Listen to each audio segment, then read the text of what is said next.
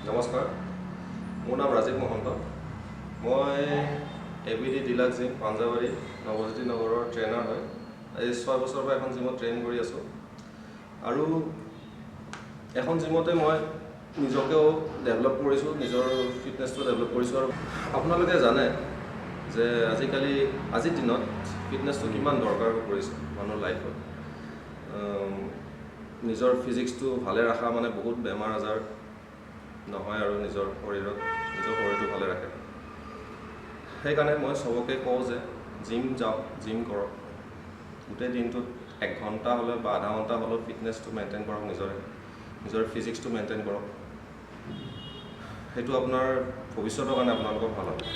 আৰু মোৰ লগত ভাল এটা ফিজিক্স আপোনালোকক যদি লাগে, মোৰ লগত আপোনালোকে আহক, মোৰ লগত ট্ৰেইন কৰক। মই আপোনালোকক ভাল এটা ট্ৰেইন কৰিম।